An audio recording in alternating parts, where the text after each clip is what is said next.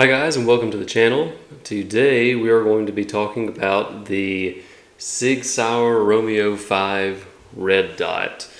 It sort of falls in the budget category of red dots, and yet is surprisingly durable and reliable for that. Of course, you can pick up these for somewhere in the $120 range usually. Sometimes they're less expensive, sometimes they're more expensive, but that seems to be about the range they fall in. So a sub $200 red dot, and we're going to get into sort of some pros and cons, if you will. Basic specifications: it's got a 2 MOA dot, and it's a true red dot. It doesn't have the 65 MOA circle or anything like that around it. Is just the dot. It has 8 different daytime variations and 2 night vision variations. Now, I don't have any personal experience with night vision use. I have read some reviews where people have used it with night vision and said that it was adequate, better than most budget type red dots, not as good as obviously something you're going to spend, $500 or $600 on. It comes on a 1.41 absolute co-witness mount, and it also has the option of this more flush mount that you can use with shotguns, pistols, or I guess you could do it in like sort of a canted mount if you wanted to have something that size canted. It's got a 20 millimeter objective lens. It uses the CR 2032 battery, the standard battery. You can get, according to the specifications, about 40,000 hours of battery life with the MOTAC, which is their motion sensor turned on. That's something also that's pretty neat about this being a budget dot. A lot of the ones that you buy that are going to be in that price range may or may not have that shake awake capability. This one does. After about 2 minutes it turns off, and then just slight jostle and it turns back on. Of course, if you're riding around or leaving that in your truck, is kind of like what Austin said in his video about the aims. It'll keep turning it on and use up your battery a lot sooner than if you had it turned off. You can do a hard turn off on this, which will just like shut it off, and then you've got to press the button to turn it back on. It's got the windage and elevation adjustments right here, these knobs, battery cap there, brightness right here on top. Very simple design, not a lot of like extra things on it, and it's not confusing. So especially if it's a first time purchase of a red dot, to find out if you want to get into red dots, it's an excellent durable option. I've had this one for about 2 years. I've changed the battery once in that time. I don't run red dots all the time. As stated, I'm stand alone. I like my LPVOs more, but there's definitely a time and place, and I'm not a red dot hater.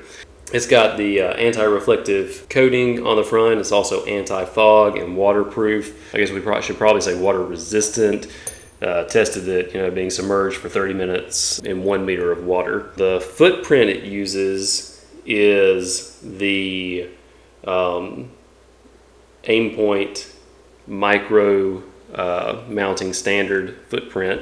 So that gives you a lot of options as far as if you wanted to put this on a different riser, like a Unity riser, like a lower 2/3 instead of absolute co-witness, if you were going to be using it with night vision, or if you just don't want to have to hunch your head, if you just want to bring the sight to your eye, which is what you should be doing. And then manufacturing, so it's a Sig product, but it's manufactured by HoloSun, same factory, kind of like Stoker and Benelli.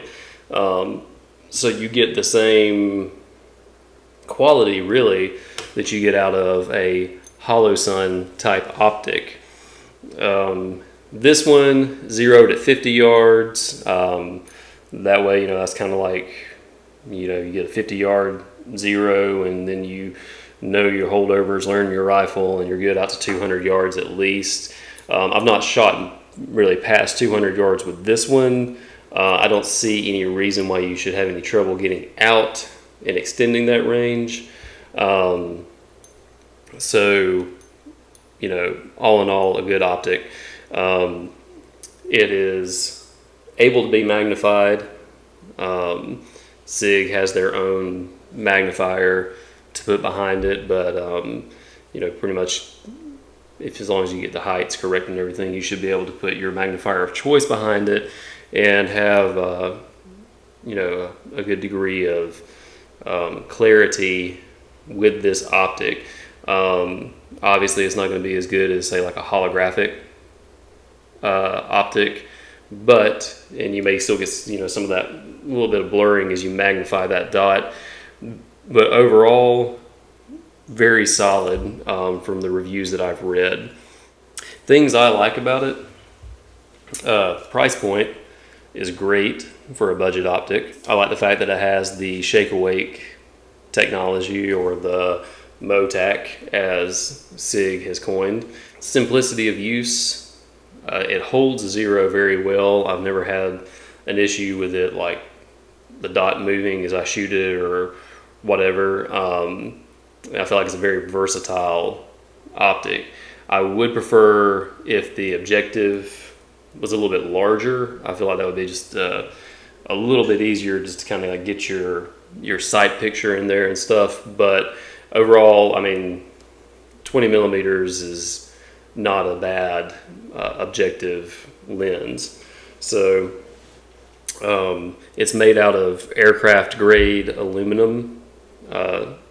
Said to be pretty durable. I've not banged this one around too much. I've not babied it either, but it's held up very well.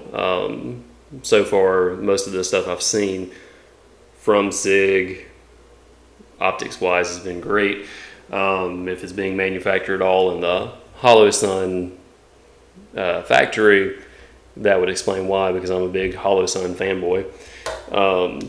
When you look through the dot, you can see that it's very clear. You don't get a whole lot of fuzzing or distortion around the edges of the objective lens. Even in taking it out, like transitioning and stuff like that, you don't get a whole lot of distortion, which is nice. Sometimes you can see in these less expensive optics, you can see bits of glue in there where they've glued in the actual emitter and so on and so forth. You don't get that with Romeo5. It's clear, easy to use, budget friendly, and overall a really nice optic, especially for the price. I would say its main use would probably be in sort of like a close situation, but there's really no reason why you couldn't use it at a distance as well.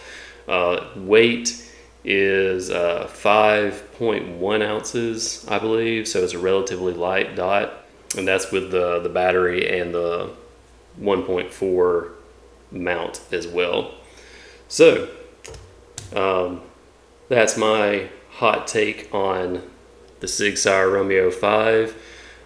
If you're starting out in red dots, I'd recommend going with this one to begin with, then branching out from there. This one will do everything you need it to do. It'll also sort of give you a road in to finding out what more you would want it to do without spending a ton of money on one red dot and then being like, oh well, I don't like these features, or I wish I'd gone a different route. This one will definitely meet your needs, if not exceed them, and I think it's a real sleeper for the price.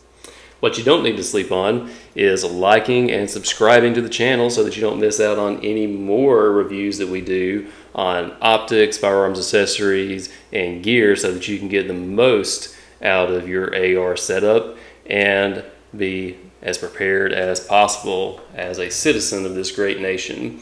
Thank you, and we'll see you next time on the Booth Customs channel.